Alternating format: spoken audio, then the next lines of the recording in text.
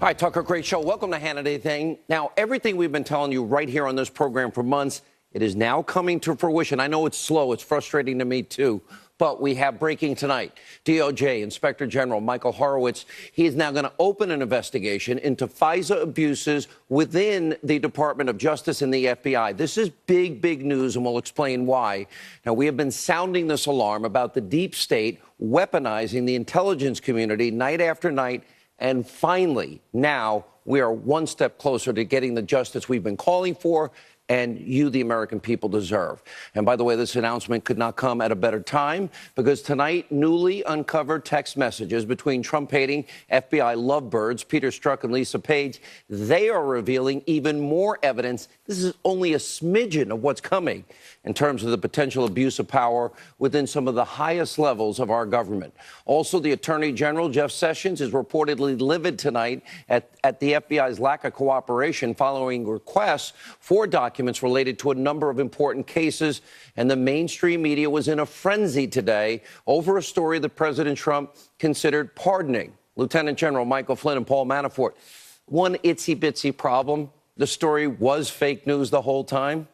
Also, James Comey just added one more stop to his upcoming book tour. He's doing a town hall with Jerry Springer wannabe Creepy Anderson Cooper.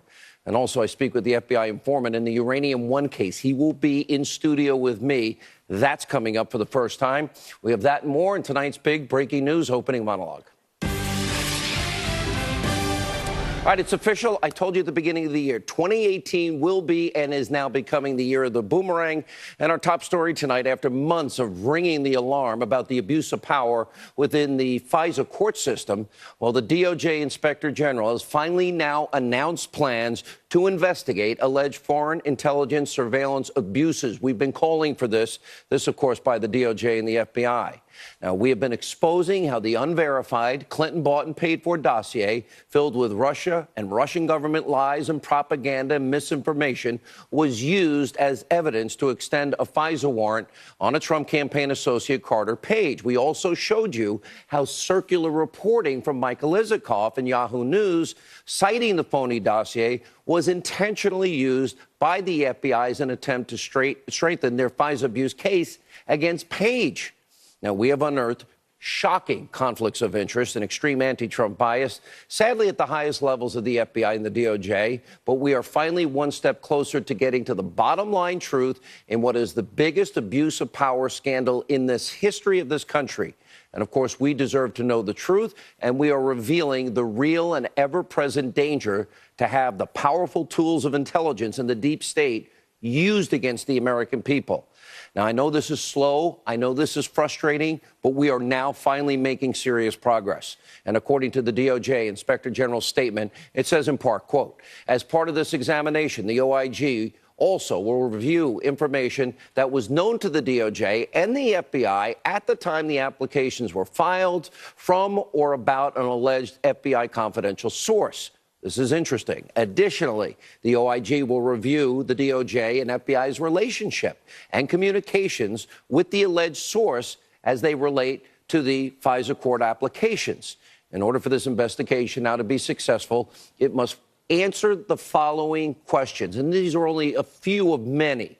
What did the FBI really know about the Steele dossier, and when did they know it? This is critical.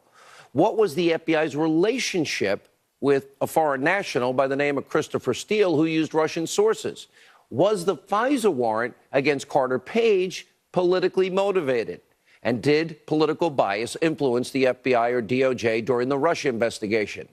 Now, my message tonight to the FBI and DOJ is turn over the 1.2 million documents that Congress has now subpoenaed, and it's time to appoint the special counsel, because you cannot ever investigate yourself. And this brings us to our next breaking story. Congressional investigators from the Freedom Caucus, the only guys doing any work in Washington, they have now unearthed tonight even more texts between anti-Trump lovers Peter Strzok and Lisa Page. Remember, there are over 50,000 Strzok-Page texts. This is but a small sampling of what they believe could reveal damning new evidence that the FBI, the Obama White House, and the CIA and the deep state and the intel community were all working together in order to open up a politically motivated Trump-Russia collusion investigation. Now, let's explain why congressional investigators, think this is important. Now, according to one text message from Strzok to Lisa Page, August 2nd, 2016, Strzok makes a reference to the first interagency meeting discussing coordination between the FBI and the DOJ on the DNC hacking case. This is what Strzok writes, quote, "Thanks so much for having the discipline to wait another 24 hours to have the first meeting about the case with the DOJ." Now, these congressional investigators that we spoke to tonight, they believe this is evidence that the FBI and DOJ met to discuss the Russia election hacking investigation. And then get this, August 25th, 2016, there's Harry Reid. He's briefed by then CIA director, the guy that voted for the communists in the 70s. How did he ever become the CIA director? Anyway, with John Brennan about Russia's attempts to influence the election. And then 2 days after that meeting, Harry Reid sends a letter to then FBI Director James Comey, urging him to open an investigation into Donald Trump. He wrote at the time, "The evidence of a direct connection between the Russian government on Donald Trump's presidential campaign continues to mount." After the letter became public, Strzok then texts Lisa Page a link to a New York Times article referencing the letter, writing, quote, "Here we go." Oh, maybe that's sort of like their insurance policy. Now, next, the FBI ultimately used that letter as legitimate cover for their investigation into Russia collusion and as a part of their FISA warrant application against Carter Page, a Trump campaign associate. That gets them all the emails. That gets them right into the heart of the Trump campaign. In other words, this was a coordinated effort to spy on, bring down, and tarnish the Trump campaign. Sarah Carter and House Intel Committee Chairman Devin Nunes will be here tonight, and they will explain all of this to you.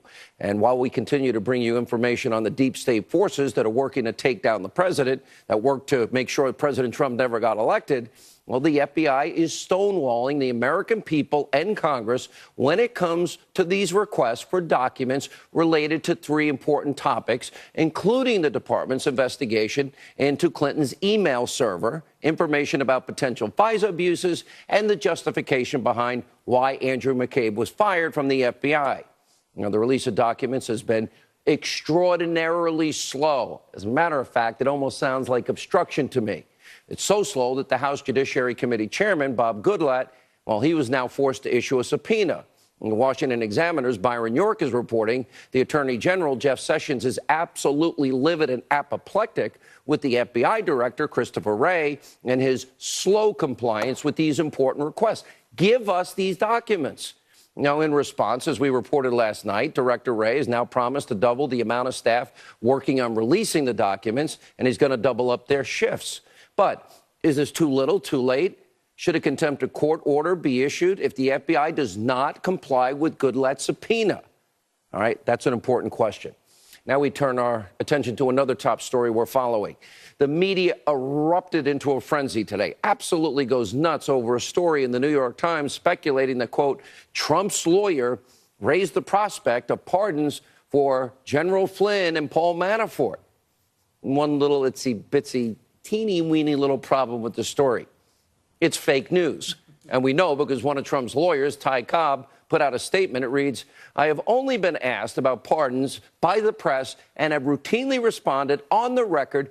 No pardons are under discussion or under consideration at the White House." Oh, fake news. Ty Cobb couldn't have been more clear. But that does not stop the corrupt mainstream media from obsessing over the story during today's White House briefing. We have the evidence. Take a look. Are pardons on the table for anyone involved in the Russia probe?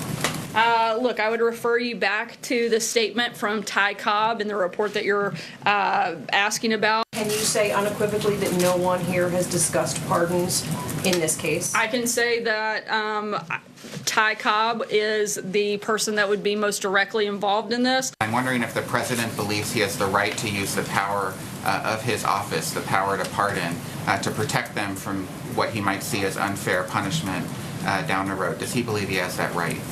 Look, I would refer you back to Ty Cobb's statement. Has he considered, is he considering, would he consider pardoning Paul Manafort, Michael Flynn, or Rick Gates? As I said, an on-record statement from the president's attorney here at the White House on these matters has said there's no discussion or consideration of this. Did the president direct John Dowd to talk to the attorneys of Paul Manafort and Michael Flynn about potential pardons? I'm not aware of any conversations of that nature at all. So while everyone in the press corps today appeared to be on the same page over this, of course, bogus New York Times fake news story, one of the fake news reporters didn't quite get the memo. And, of course, he works for fake news, CNN, Jim Acosta. He was preoccupied still with Stormy. Take a look. Thanks so much, guys. Have a great rest of the week. The president going to speak on Stormy Daniels. Why has he not spoken on Stormy Daniels, Sarah? No, of course, it's not surprising coming from fake news CNN, led by the very soon-to-be scandal-plagued king of porn, Jeff Zucker. And by the way, yeah, we know. And today we also learned that creepy Anderson Cooper, you know, the Jerry Springer wannabe, he's now going to be hosting a town hall next month with Jim Comey. That's right, Jim Comey's big audition to become the next paid liberal talking head at fake news or MSNBC conspiracy theory news. Well, he's sitting down for a town hall with CNN's version of Springer. Hey, James Comey, I've already told you, you can divulge your deepest, darkest secrets to me, I guess, creepy Anderson Cooper. It's your choice. Now, these are some of the questions, by the way, Cooper's was asking. In other words, Jerry Springer Jr. asking Stormy Daniels and Karen McDougal. Well, check out the creep factor. So the sex was consensual. Did he actually try to hand you money? Did he bring up his wife? Would he talk about his child, his son? Were you in love with him? Did he ever compare you to any of his kids? Did he ever use protection? You told Donald Trump to turn around and take off his pants? Yes. And did he? Yes. And you had sex with him? Yes. You were 27, he was 60. Were you physically attracted to him? No. Not at all? No. Did you want to have sex with him? In an industry where condom use is an issue, did he use a condom? No. Did you ask him to? No. After you had sex, what happened? Physically, you've seen him in ways that other people haven't. Correct. And if need be, I could describe that. His private parts.